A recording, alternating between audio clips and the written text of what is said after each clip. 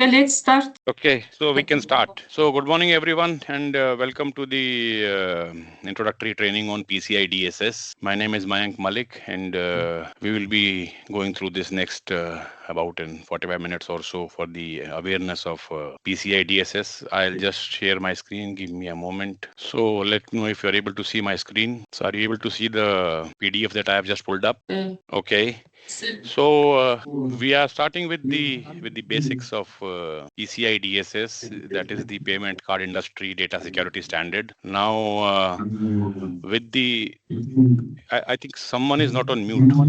Yeah, thank you. So, with the advent of the card industry almost a decade and a half ago, with almost 15 years ago, when cards became the primary mode of payment, and we had the natural currency not being used in payment transactions, be it over the counter using EDC machines, or be it over the internet using the e-commerce aspect, or the top five merchants, the gateways which actually go ahead and clear the payments, like Visa, Mastercard, American Express Bank, Discover, and JC Penney Bank. These together got and made a security council governed by the PCISSC, the Service Security Council, and they created a system called the PCI DSS, which mandated these merchants on one side, and of course the payment gateways on the other side, and the companies which are using this methodology to generate payments or pay either ways were mandated to have PCI DSS as the requirement of a standard to be certified on that.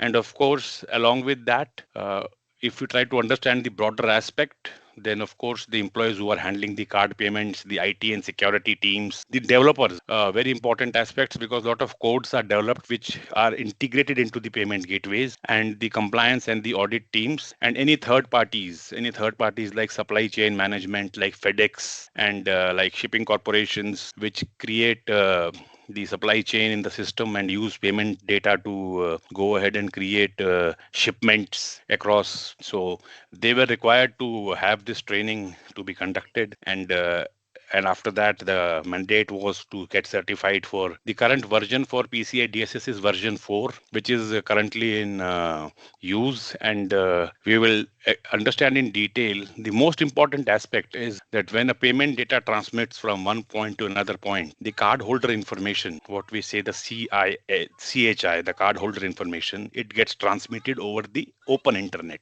The reason being open internet is that the e-commerce sites are publicly available. The payment gateways are secured, but our e-commerce like Amazon.com and all those sites, they are on the public internet. And I am going through a public interface when I am doing a card payment. So that necessitated the importance of going ahead and looking at the aspect of PCI DSS. So the first and the most important thing is risk-based controls. So if I give a very short definition of risk, it is the effect of uncertainty on our objectives. Whatever can be uncertain in our objectives to secure payment is risk.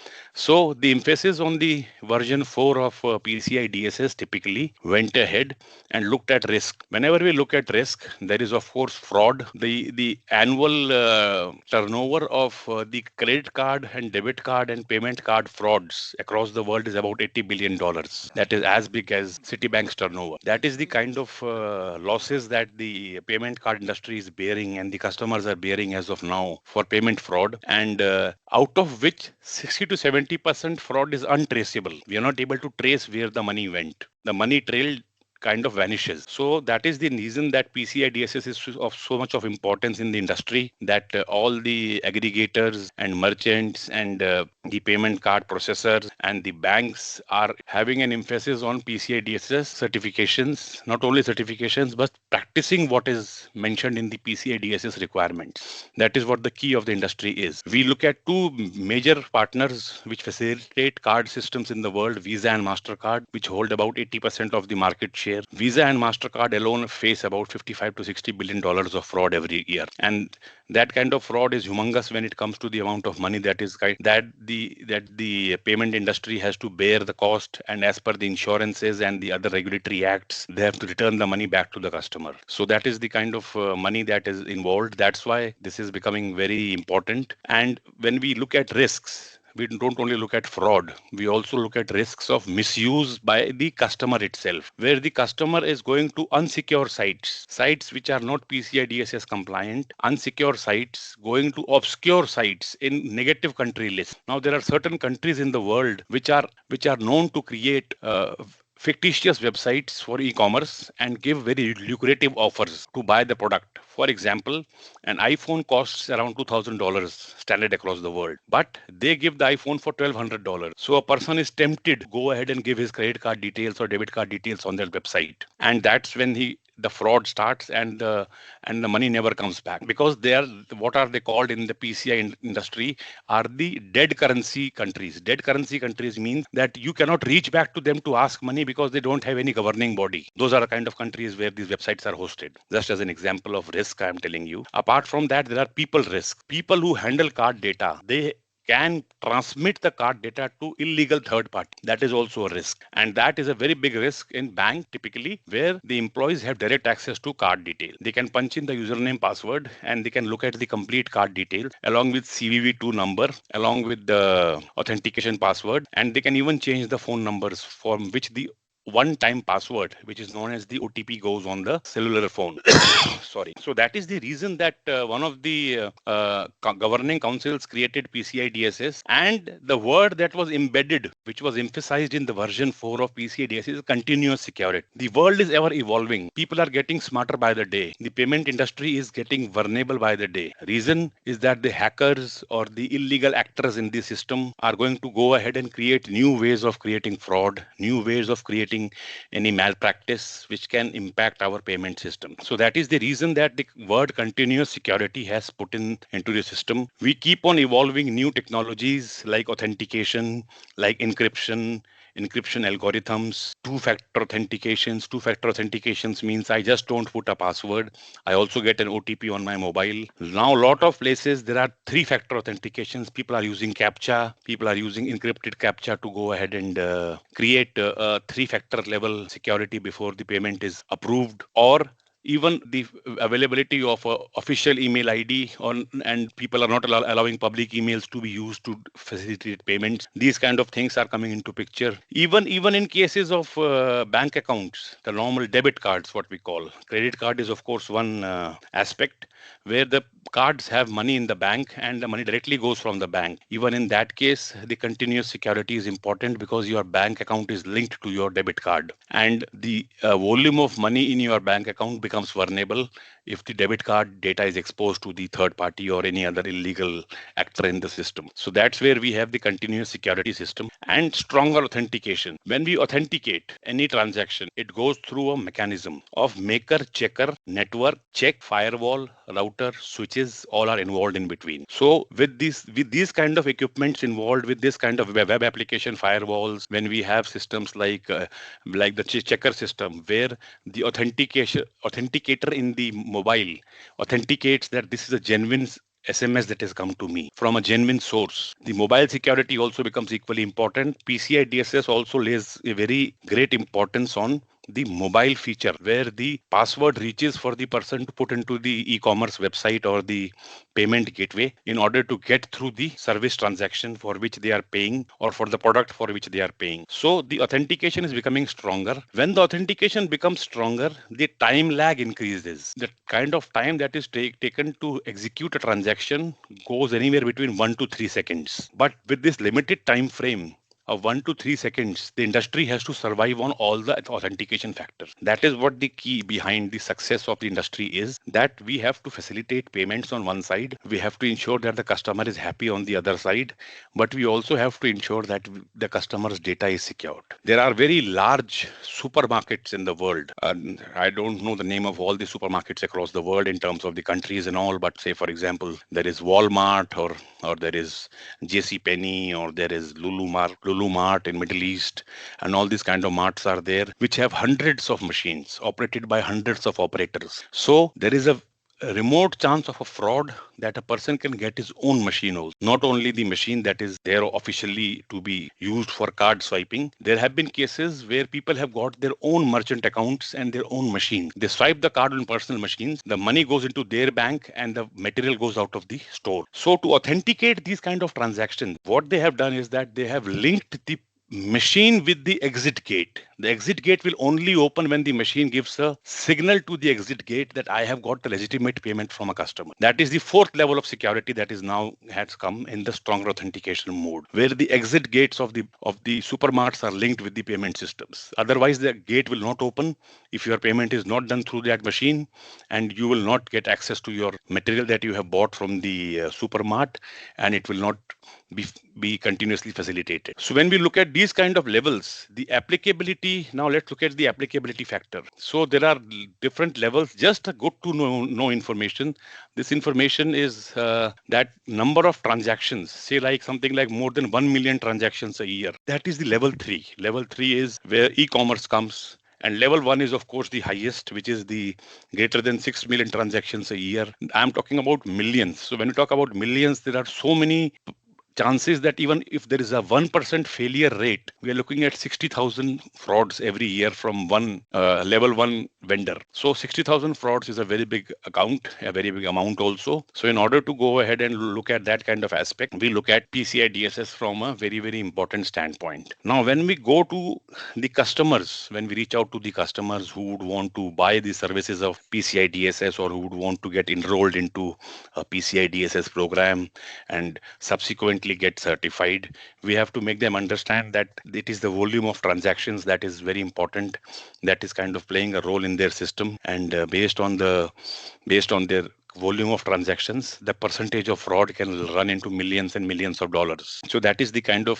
situation that we deal with day in and day out. And now let's look at some aspects of PCI DSS in which we talk about network security controls. Now, network security controls, typically we talk about build and maintain secure networks. So there are two words. One is build the network. Build means at the very basic level. Now there is a term that has evolved in industry which is called MBSS, minimum baseline security standards. I repeat the word MBSS, which is known as minimum baseline security standards, in which there are a lot of regulatory bodies which create that at the minimum you have to do this in order to become a bank, in order to become a merchant, in order to become a processor, in order to become a merchant gateway, wherever at whichever value chain you are looking at your payment transaction, this is the minimum that you have to do. Like, for example, you have to have generation 5 firewall, the latest smart firewalls. You will have to have generation 5 web application software, web authentication software. You have to have, for example, now the advent of cloud has come. Transactions are done on cloud. Lot of big e-commerce companies, they don't have their own data centers. They only survive on cloud. Or small e-commerce companies. Someone like selling maybe pet supplies, veterinary supplies. Someone is selling food and cakes. They are very small vendors. They cannot afford to have their own data centers. They cannot afford to have their own security centers. So what they basically do, they subscribe to AWS, Amazon Web Services, Microsoft Azure, or Google Cloud, and they buy a payment system out of these kind of cloud providers, and they buy storage space in that cloud system. So they are 90% dependent on the security of what security is being offered by the respective cloud provider from where the data is being hosted and the data is being processed and their website has been hosted. So we build and maintain secure networks. That's why you see a majority of the research and development fund of these big cloud providers goes in maintaining security. Secure features like routers, switches, firewalls in their data centers, and then web application firewalls and all those things, and network security controls like IPsec tunnels, virtual private network, point-to-point IP security. When they are facing the open internet, how do they go ahead and authenticate data using a secure algorithm, which is known as authentication algorithm, which is a header in front of the card data. There is a header that goes, and that header makes the card data scrambled. If there is something called a man in the middle attack, if that is happening, then you would, of course, will never be able to access the card data from middle. So this is the kind of information that you can pass on to your customers when you are going to go ahead and market the PCI DSS program across the world, and when you're going to market the PCI DSS program in your country, that the level of security required and somebody who's checking that, people like us, PCI DSS experts who are checking it, that whether what they are saying on the network security controls, on firewall controls, are they actually doing it or not? Is there evidence there in the market available or not that yes, they are able to go ahead and secure their network, and they are able to go ahead and create that kind of a scenario in which the card data is secured or the payment data is secured in whichever form it may be available. And there is something nowadays that has come latest after 2023, after basically the end of COVID, and that is the automated system of transaction. Automated system of transaction means there is no human involved in the transaction. It is all machine to machine transaction. There is no man to machine interaction. So when there are more machines in the system, when there are more softwares and algorithms in the system, and there is no human intervention, the chance of automated fraud is high. That's where we require that the maker checker policy, somebody makes a policy and somebody checks the policy, and then it is implemented on the firewall, or on the payment gateway, or on the merchant gateway, or on the EDC machine, the electronic data card machine that we use. So all these 3-4 things what I just told, they are supposed to be made by humans, checked by humans, and then implemented for automation. Automation can be there, of course. Humans cannot humanly secure 60 million transactions a year or 1 billion transactions a year on websites like Amazon and all those kind of websites. Like Microsoft subscription. If you look at Microsoft subscription, they have a very clear mandate. Till the time you don't open a Microsoft account, you will not be able to get a Microsoft license. In order to get a license, you go through a secure payment gateway. And of course, Microsoft users across the world cross about 3 billion. So that is the kind of transactions I am talking about, 3 billion transactions a year when they buy licenses for Microsoft Office or any other product which we want to use. Similar goes for Amazon Web Services, Google, Azure Cloud, and all these kind of cloud services where we go ahead and we buy their services. And that transaction is what we call as the high volume transaction and high value transaction. There are two things. One is high volume. The number of transactions are higher. And second is high value transaction. Like American Express Bank, they are more of high value transactions. A guy is spending more than $1,000 in one transaction. So a high value transaction, if not authenticated and not kind of sophisticated in the manner in which is required, can relate to card fraud. Then we protect the cardholder data. Storage is very important. Again, 95% of all storage is done on cloud now. There are no personal data centers that people kind of erect out of the network system. It all the data goes on the cloud. That's why the stored cardholder data. Stored cardholder data means, for example, I am Microsoft and I have 3 billion subscribers. And every month, I automatically charge the card of a person to give the continuous license to him for Microsoft Teams. So I have to store that 3 billion data somewhere. Where am I going to store it? How am I going to secure it? Securing it through firewalls, securing it through web applications, securing it through authentication methodology, securing it through the factor that no human can directly look at the data. Data is masked. Use the word mask, M-A-S-K-E-D, mask. The data is encrypted. That means I can only look at the last 4 digits of the card. I cannot look at the complete 16 digits of the card. Even if I am a database administrator, I cannot fire a command in the system and do a bulk transfer of data to another database. There is no administrator in a card system. Everybody is a user and a read only, or just an user to kind of create some queries in the system. We do not provide administrative privileges, keeping in mind the authentic user access management system so that nobody can bulk transfer the data from one data point to another data point. And we also look at encryption of data over public networks. The world itself, the World Wide Web, the WWW, the World Wide Web is a public network. Anybody has a right to access any website from anywhere in the world if it is an open website. Therefore, when we encrypt the data, we put an algorithm in front of the data. That algorithm is so strong that you would not be able to break the algorithm and enter into the raw data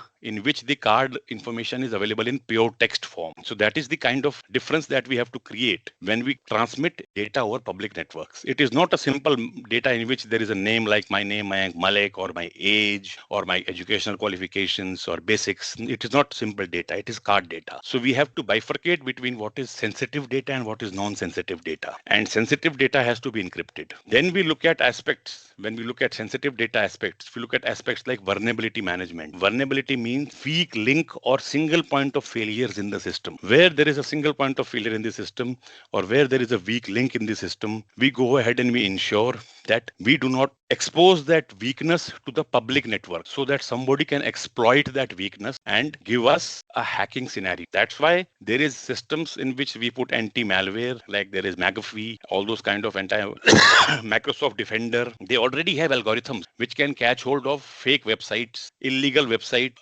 blacklisted IP addresses, and they can stop them at their perimeter security, at the very starting of the security firewall. Don't let them enter the network, and everything is proactive. It is not reactive. Everything is going as per a proactive method in which these things are automatically being stopped. So at times what happens is when we go ahead and we for example, if I'm buying air tickets from a very secure website, I'm buying air tickets or I'm buying a holiday package or something, you see that it takes more than 20-30 seconds for the card transaction to get executed because they are having stronger authentication mechanism. Their secure systems and applications are so strong that it is taking more time to authenticate my data because they want to be doubly sure that if the data is being coming through an authentic source and going to an authentic source, the entire value chain of transaction between coming from authentic source going to an authentic source via public network is all secured. Nothing is exposed. So it takes 20-30 seconds to book an airline ticket or maybe a hotel.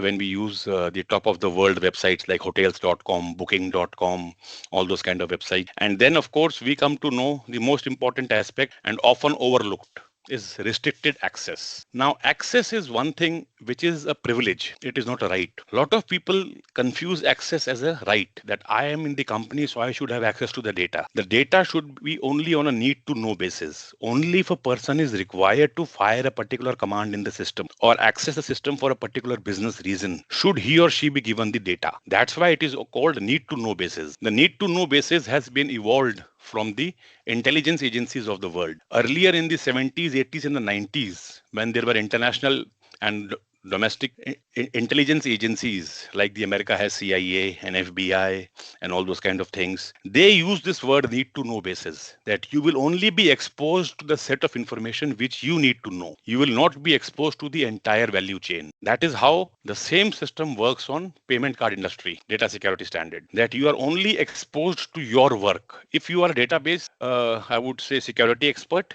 then you will only be given database security access. You will not be given the master database access of the card holder. If you are an application security engineer, you will only be given security access to the application which you are developing and you are making the application secure.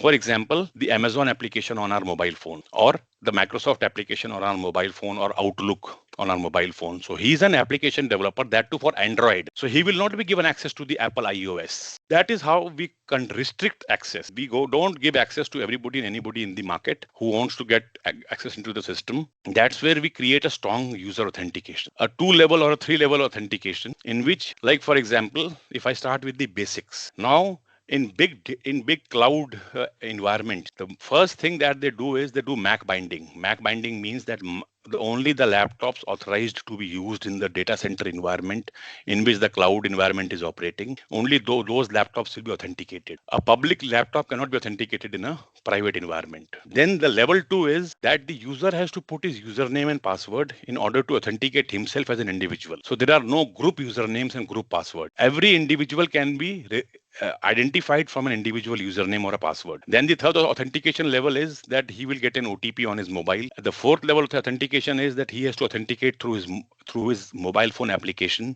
on which he has to say yes or no, that yes, I am the same person. And then every mobile phone has something called an IMEI, International Mobile Equipment Identity. It has to be a whitelisted identity. It cannot be a dummy mobile or a fake mobile. So these kind of authentication mechanisms are used in order to authenticate an user, that we would go ahead and look at that user as an individual who has been authorized to access the system. Once the system is accessed, before a system is accessed, there is something called physical security. How the person is entering into the premises of the organization which is handling card data. Are there perimeter level securities or not? Are there CCTV, the closed circuit cameras or not? Are there entry and exit logs? Who entered? Where did he go? Which part of the building did that person go? Nowadays, a new level of physical security has come into the picture, which is called geographical tracking, geo tracking. Geo tracking means if I am for example, a developer. I'm a developer in a company which is a bank, and I am supposed to develop software. That's all. That's my job. So, what is of my use going to data center? I'm not supposed to go to a data center. So, my access system, my access card will not work in data center. Number one. Number two, my access card will have a SIM card inside that, and they will be able to geographically track my location. In case if I'm walking towards data center, an alarm will go to the physical security control room, and it will tell that this individual is trying to access what he is not authorized to access. That is the level of, I would say, security that is nowadays being used in big cloud facilities and big data centers, wherein the card data is secured so that people do not cross each other's limits. They do only what they are supposed to. Then we come to the access of logs. Logs is what has been done in the system, what command has been fired in the system, what has happened in the system. And we are able to understand what has happened. The logs are known normally. The first category of logs that is maintained in the system is the man to machine log. What commands the human being has fired, what activity the human being has done on the system. In the banking system, for example, in India, in the banking system, any command fired from the keyboard has to be logged, or any click of the mouse has to be logged as per the Reserve Bank of India guidelines, which is the governing body in India. And that logs have to be maintained for 15 years so that any kind of investigation required for any kind of data fraud or card fraud can be investigated as back as 15. So, and monitoring access, that when I am logging to the system, some application or some security application is monitoring my access. Humanly, it is not possible to monitor the access. Therefore, the monitoring of the access is done through automated systems. There are applications. If you go to Google and you just search monitoring applications, you will find hundreds of applications across the board being developed by big and small companies, which provide access control monitoring. That who has accessed, when was it accessed, what commands were fired, who was the person, what is the IP address, what is the MAC address, and all those kind of different things. And then we go ahead and we look at the importance of regular security testing. Now, the regular security testing is nothing but like what we do is the active scanning, the active server scanning we do, the vulnerability scanning we do. We find out vulnerabilities. Once the vulnerabilities are found in the system, they are patched using patches, or we go back to the OEMs. For example, we use Oracle database, and I run a vulnerability assessment and penetration testing in my environment, and I find 3 vulnerabilities in Oracle. Either I run a patch available from the Oracle website, or I reach back to Oracle help desk saying that this is your vulnerability. Please help me secure my system. So they will open a ticket, they will write a code to control that vulnerability, and then they will push that as a patch, and the patch will automatically be passed into the system and the vulnerability will be negated. So that is the kind of, excuse me. So that is the kind of things that we are looking at when we're talking about monitoring testing. We're talking about regular security testing. There are quarterly scans to be done. The PCI card systems mandates quarterly scans to be done to your system. And in those quarterly scans, we go ahead and we look at these kind of aspects. Of course, after the security testing, after the reports are there, we do a corrective action, we do a root cause analysis, that why in the first place it happened altogether. It is not only that we do the testing, we should also be aware of the fact that why something went wrong. Why could not I control it? Why did it reach to a level where a test report had to tell me? I was not able to proactively close my vulnerabilities. I have to do it in a reactive manner. That is after it has happened. So that is the important aspect. Then the must know information, something like the personal account numbers, masking and truncation, that we mask the data and we truncate the data. The data is randomized. Randomized means if I swipe my card, there is 16-digit card number. The card number will be randomized. Even if it is exposed, it becomes invalid because the 16 digits are not in the same order. The order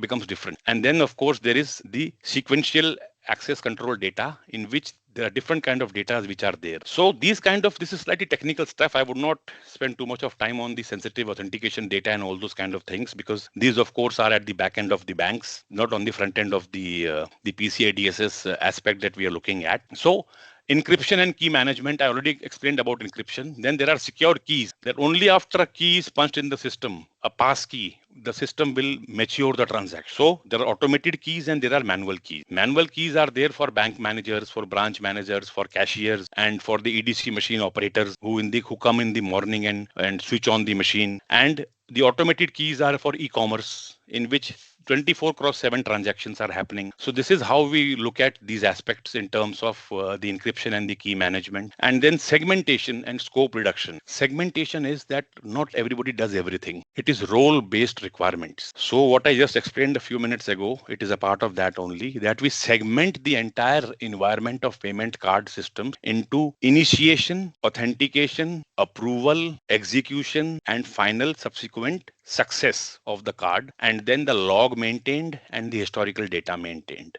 There is a complete value chain in segmentation, and we ensure that we reduce the scope of each and every transaction, so that if there is a failure in one place, the failure becomes 1/6 of the failure, from initiation to approval, to maintaining the transaction, to creating logs, to successfully executing the transaction and creating historical data. I told 6 things. Maybe one can go wrong. But if we reduce the scope, then 1/6 of the entire transaction has gone wrong. That means my failure rate becomes lower. The chances of failure is 1/6 or automatically, because I have segmented the entire system. I have not kept the entire system in one system where if the person uses the card on the e-commerce site, in one shot the entire transaction happens. No, it goes through different phases. That is why segmentation in the card industry is very, very important. Then we have the common PCI DSS roles. Of course, there is a merchant who is the person like Amazon, a service provider who is providing service of payment systems, and then there is a qualified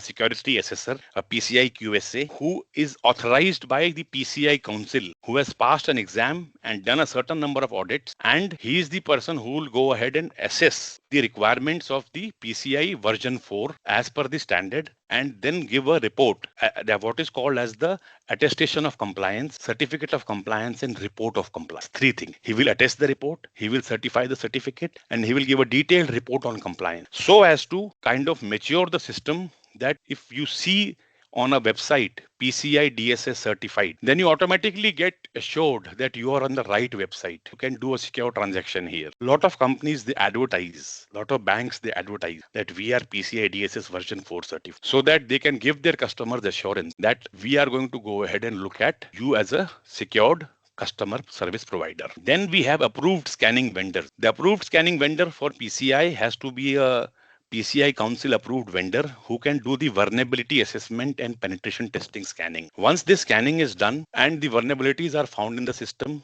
the weaknesses are found in the system, they are all equated and closed, the corrective action is done and the root cause analysis is done. And these vendors provide the kind of advice that this is what you have to do in order to secure your environment. Then, of course, everything in the world goes with evidence. Now, what does evidence means? Now, evidence typically means that we go ahead and we look at these 6-7 things that are there in order to satisfy us as QSAs or as PCI consultants, or whatever activity we are doing, is the policy and the procedure. There is something that is documented. But the most important part of policy and procedure is document what you do what you do. That is, whatever you are writing, you're doing it on the ground. And whatever you are doing on the ground, you're only writing that. You're neither overwriting nor underwriting. And then, of course, the network diagrams, where there are security aspects placed in the network, where the vulnerability scans are being conducted, and where there are penetration testing reports being created, access reviews being done monthly basis, quarterly basis, 15 days basis. Who has the access? What is the reason? Does he have the right business reason? Now, in access reviews, there are two very important things. One is continuous business needs. That do I continuously need to give access to this person because it is a business need? And second is quarterly employee verification. Every quarter I verify the number of employees in the system and who have access to my system. The employees who have left the organization or retired from the organization, their accesses have to be removed within certain time limit, so that they are not able to misuse the access rights given to them even after their non-working hours or once they have retired from the system. And any incident that goes there, any hacking incident, any attempted hacking incident, we'll have to go ahead and have a response plan. How do I understand a ticket? a ticket comes in my system. A lot of companies nowadays use SIEM, Security Incidents Event Management application, in which they automatically create events. The events are created through attempts of security flaws. When a hacker is trying to attack their perimeter, an automatic event will generate. It will come to the network security engineer who is sitting on the laptop or PC, and he will look at that event and automatically create a response plan that this is what I should do in order to ensure that this hacker does not cross my perimeter level. He stays at the perimeter. Outside the perimeter, he can do anything he feels because that's an open internet world. Then, of course, at the last point comes the important aspect is consequences of non-compliance of PCI. Number one, you can lose your license as a merchant or as a payment gateway provider or as a facilitator. Fines from card brands, Visa and MasterCard can fine merchants for malpractices. And if you look at the reputation part, once it comes into the news and the media that so and so website or so and so bank has had a multi-million-dollar fraud, that this is how we will go ahead and we will lose our reputation and people would not come back to us and give us more business. So this is the kind of about time I wanted to spend with you all. So let me know if you have any questions or any points in your mind. I would be more than happy to answer that. Anything that any support you need from me, any more documentation you need from me, please let me know. Anyone, if you want any kind of information, any kind of assistance, anything going forward, feel free to reach out. My email ID is there on the invite, and